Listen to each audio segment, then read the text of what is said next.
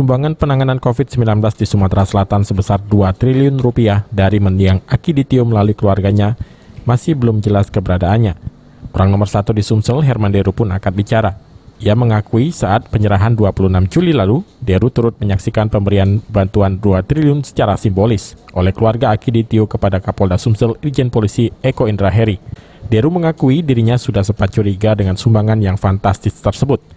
Untuk memastikannya, bahkan ia sempat berkomunikasi dengan banyak pengusaha untuk mencari tahu sosok Akiditio.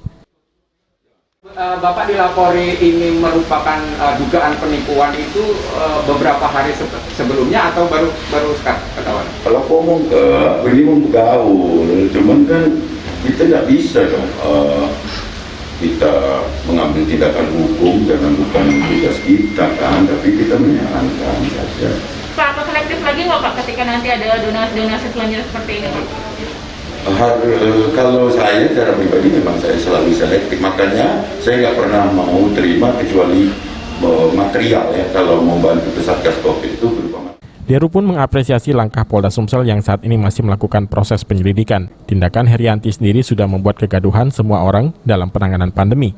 Deru meminta jika memang benar terbukti bersalah, maka harus diberikan hukuman agar memberikan efek jera bagi pelaku lainnya yang bermaksud memperkeruh suasana.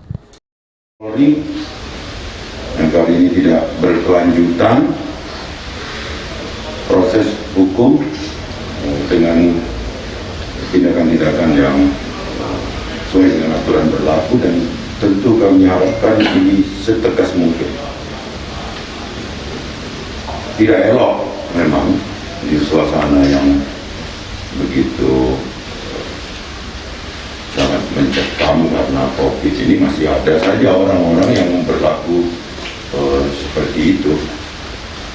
Jadi kita tidak tahu maksudnya apa, keinginannya apa kepada institusi Polri sehingga dia melakukan hal-hal yang di luar batas kemampuan berpikir kita. Demikian saja. Terima kasih. Jadi sekali lagi saya sebagai pemimpin daerah, sebagai Gubernur Sumatera Selatan meminta tidak tegas saja. Okta Alfarisi, PAL TV.